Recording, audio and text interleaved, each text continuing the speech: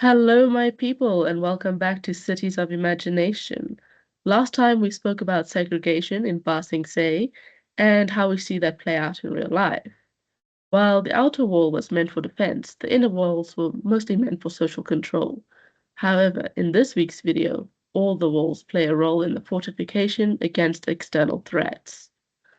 In season 1 of Attack on Titan, we are introduced to a world where humanity has been confined within three massive walls: Wall Maria, Wall Rose, and Wall Cena, to protect themselves against titans, giant humanoid creatures that devour humans.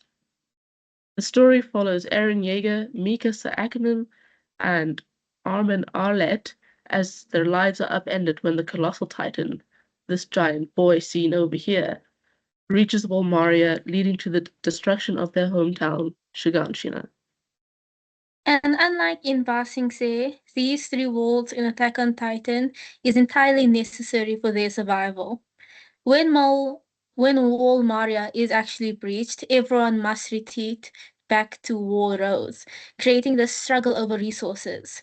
However, just like in Ba Sing Se, the inner walls are safer and are reserved for the higher class people who do discriminate against those from the outer walls. Then looking into the actual design elements and layout of Attack on Titan's wall system, the design is similar to that of Ba Sing Se, where it is arranged in a concentric circle design. So this design mimics those of historical fortress cities that focused on maximizing their defense. So here we're looking at Wall Maria, which is actually the largest and the first line of defense against the Titans. It has a sacrificial structure where it is designed in such a way to attract and lure out the Titans into attacking these specific districts. So making these districts traps to distract the Titans, but also to make the population extremely vulnerable. This wall acts as a buffer to protect the inner walls. It is also where most of the farmlands and the lower class population are placed, reflecting a utilitarian and hierarchical planning model. And just as a little side note, you can see that inside Shiganshina that well the buildings and things look kind of rough. You can see it's a much poorer district. Um, and it's also quite densely packed, like as you see here, the colossal titan peeking over the wall. You can just see all this buildings are packed on one another. And it just shows that, there's a lot less investments and things happening on the outside walls. Moving on to Wall Rose, this is where everyone retreats into once Wall Maria has been breached. It is the second largest and is the new front line of defense. This wall is designed as a strategic fallback to prevent near total collapse of the human territory. It has a mix of working class and middle class citizens. It is also where the highest reinforcement of military presence is, because you have most of the garrison and the scouts operating from inside Wall Rose. Um, this wall also serves as an emergency migration zone, as when the refugees from Wall Maria were relocated here, this relocation also increased the population density in the cities and also caused food shortages and a lot of scarcity of resources in this place.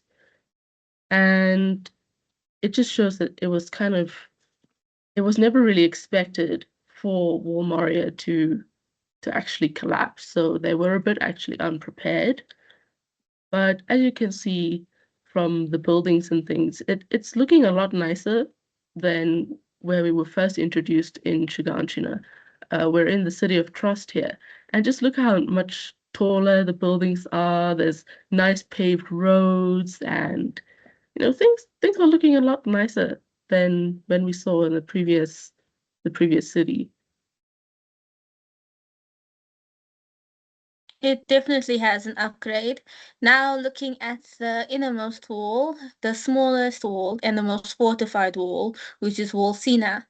So, this is where the ideological control is actually the strongest due to the strong presence of the church, which is actually called the Church of the Walls, that reinforces the sanctity of these walls. So this area holds the extreme class segregation, as only the royal family, the nobility, as well as the actual central government are allowed to live in the space, creating the stark spatial and social divide. So this wall is the political and economic center, as well as the cultural hub, where most of the advanced infrastructures and institutions can be found. So this core periphery model perfectly reflects the urban luxury versus the outer poverty, where the people in the core can thrive, but they thrive at the expense of the periphery. Yeah, you can see the designers of this space, they read Kevin Lynch, they've got landmarks and nodes and things here. But what is interesting is that underneath is this cavern, where they basically have all the poor people of the area in this underground city.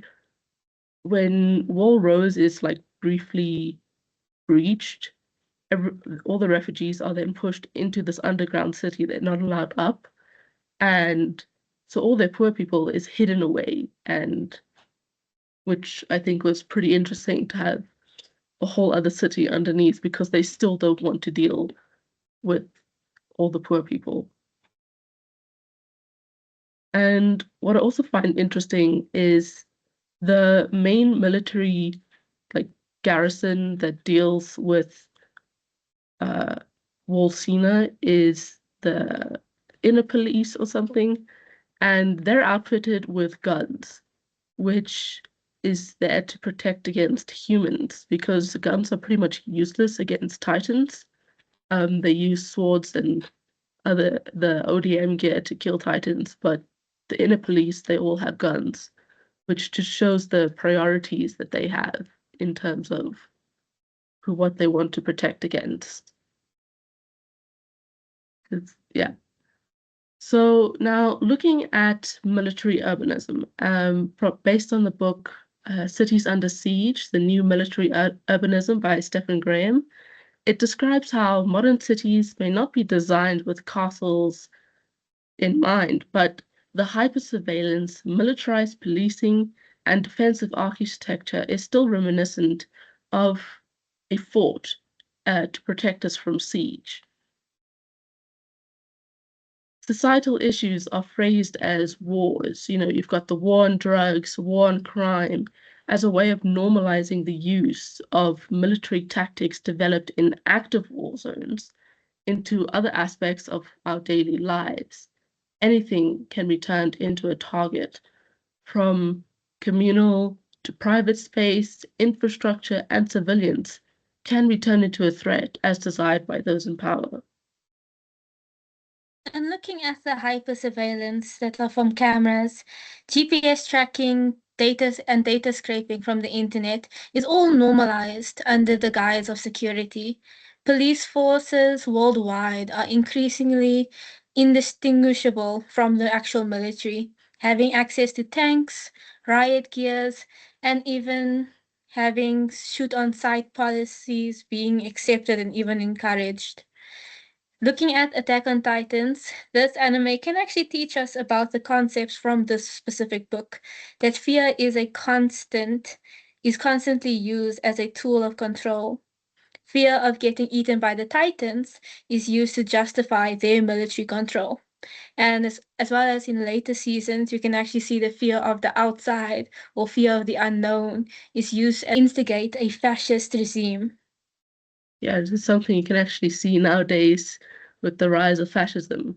Our favorite Cheeto president from the US. But anyway, so one of the first concepts of military urbanism looks at fortified cities. So urban spaces that are designed like fortresses, like with big walls, checkpoints, and surveillance, through things like speed cameras or Excuse me.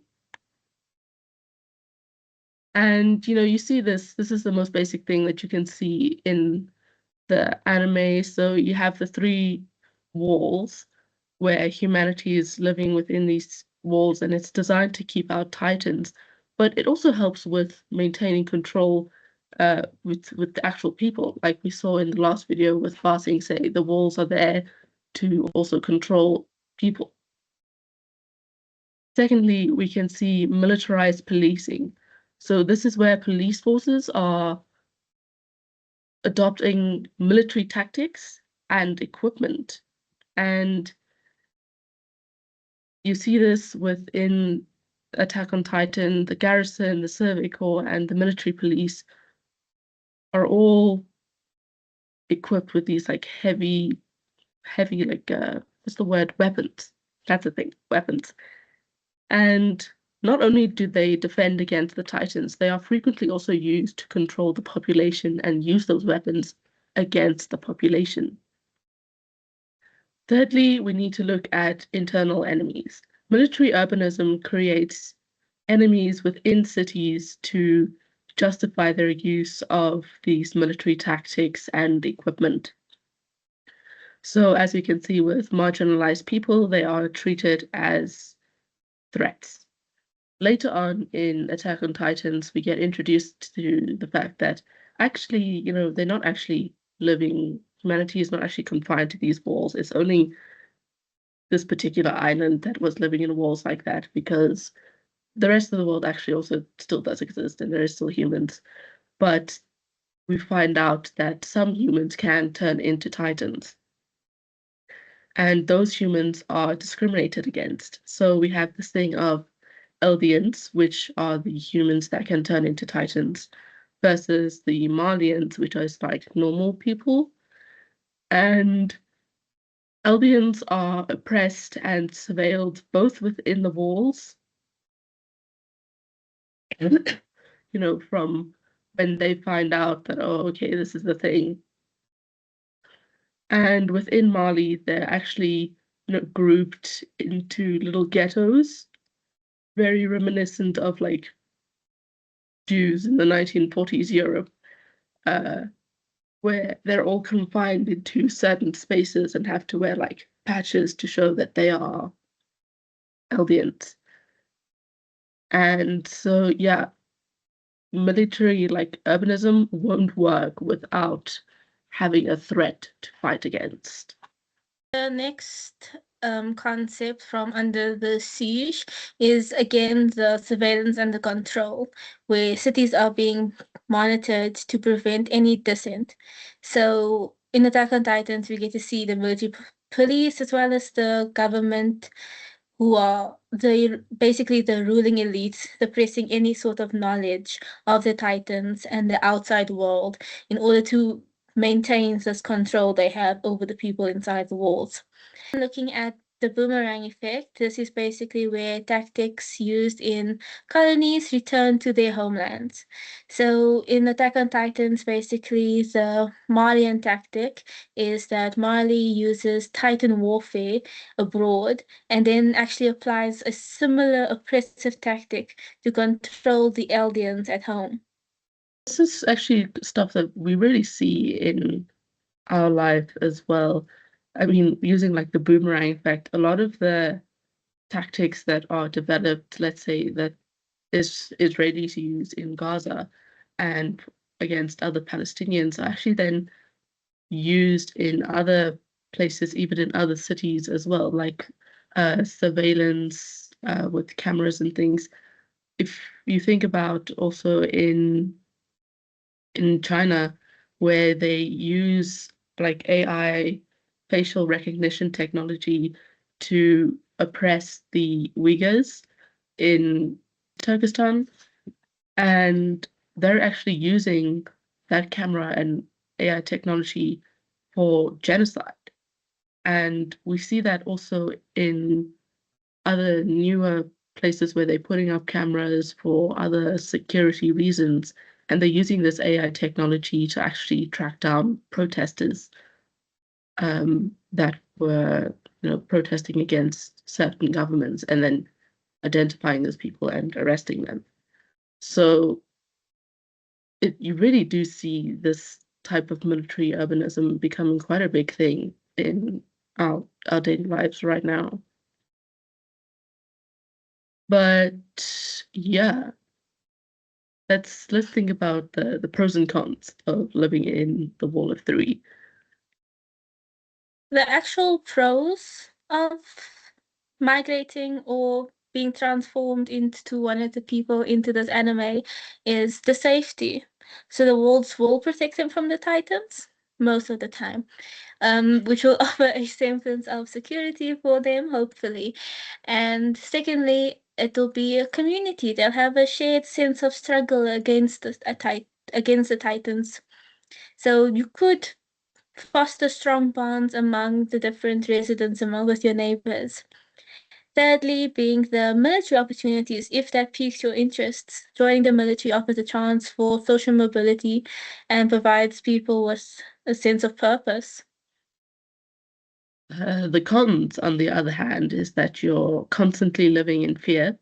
The threat of getting eaten by a titan, especially for those who lived in the outer walls. Also, there's the class inequality. So the wealthy, they live comfortably within Walsina, but the poor people, they struggle to feed themselves in the outer district. There's also actually quite limited freedom to move between the walls, and it does stifle, exploration and innovation of new techniques. And lastly is resource scarcity. There's constantly a threat of overpopulation, and if there's limited land for food, then when a lot of land is lost because titans have reached a wall, you get again food shortages and lots of issues that come with that. Um, that being said, I think I would still prefer to live within a wall than to live in just plain titan territory. Don't really fancy being eaten. Nah. Preferably wall Cena if I had a choice. Yeah, unpopular opinion, but I feel like the underground city, even really not good down there, I feel like it would be safer from the Titans because we've never really seen them try get underground. So I think the only maybe, issue of the underground is not the Titans, it's actual humans. It's yeah, the other eternal forces. yeah, fair enough, fair enough. But anyway, the role that fictional cities have on providing understanding and context from an urban and regional planning perspective helps viewers get a sense of living in another person's life and seeing from their eyes how different life can actually be. Even though in movies and TV shows, cities are often exaggerated, and so is fictional threats, these threats are represented as the real world problems are shown in a more abstract and creative way, which can really help people understand the issues, especially younger generations, people that are fresh out the womb, have zero context for the world, but if they watch TV shows like Avatar: The Last Airbender, or hopefully children aren't watching Attack on Titan, um, it really helps them understand these concepts that they can then look at when they see things happening in their world. They have ways to explain it and to understand what's happening.